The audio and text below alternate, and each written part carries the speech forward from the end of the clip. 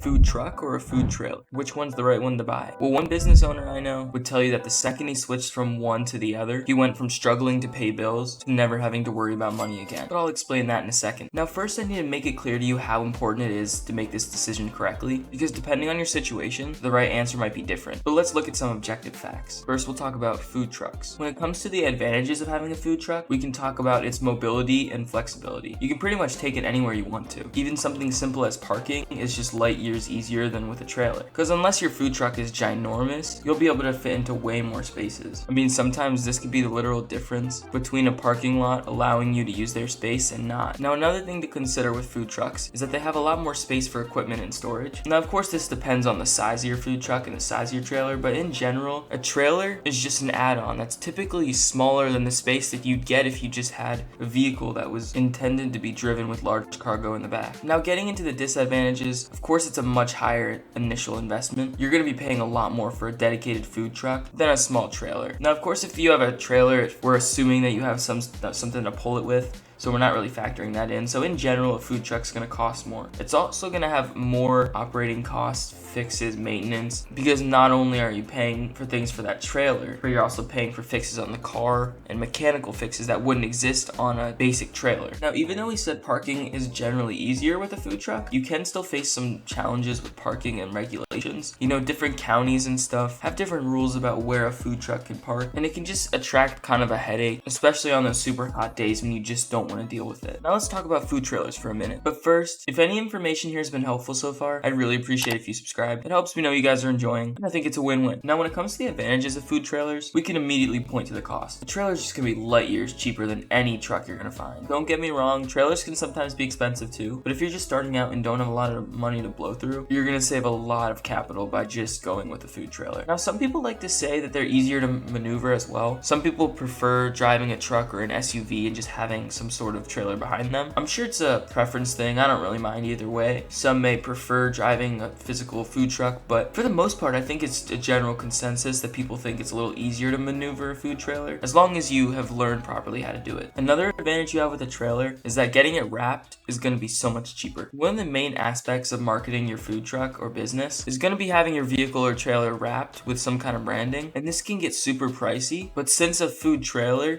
is usually just a box or a rectangle with flat edges, wrapping it is a whole lot cheaper and easier for the company that does it, and they charge you a lot less, right? Now, with a food truck, there's going to be awkward edges and fenders and parts of the vehicle that you might want covered that are kind of an awkward angle to be wrapped. And so that's going to cost you a lot more. It's one of those things you may not think about, but it can really impact your startup costs. Now, when it comes to disadvantages, of course, limited space is going to be a thing. A lot of the trailers that we get into are kind of our starter little shops, and so we naturally get small ones because we don't want to put too much money into it because we think we're going to upgrade in the future. And what happens then is we don't have as much space and can get crowded and things like that. And even if you get a bigger trailer, there's something about them that just sometimes feels a little bit more claustrophobic. Now, if you're somebody that can handle that easily and you don't really care about the limited space and you're able to organize well and keep things clean and keep things organized where it needs to be, it may not matter, but for some it really does. Now, of course, another thing is you close the door on some potential branding visibility when you go with a food trailer. Before, I told you guys that a trailer is like a box or rectangle. I mean, you guys know this, but because of that, it kind of looks a little boring even with a colorful or cool wrap. Now, of course, a wrap will bring it to life, but of course, a food truck that has a very cool graphic theme, but it's like a bus, you know? Like, would you rather, like, do you think a kid would rather buy some shaved ice from a bus-shaped vehicle that's like blue and has a penguin on it? Or do you think they want to buy from some white trailer that has a little sign out front? I know that's an exaggerated example, but I hope you get what I mean. So now that we've discussed through them a little bit, let's get back to my business friend. So I told you guys before that he started at one and then switched to another and it changed his business. So real quick, pause the video and comment which one you think he switched to. Maybe I'll do a giveaway for somebody who gets it right. Alright, so to not prolong this, he started with the trailer and ended up moving to a food truck. To him, the flexible branding and the fact that it's all together in one makes it worth the higher costs. But of course, that's not for everybody if you don't have the budget, and it's really up to you to make that decision. But I hope this was helpful, and I'll see you guys in the next one. Peace.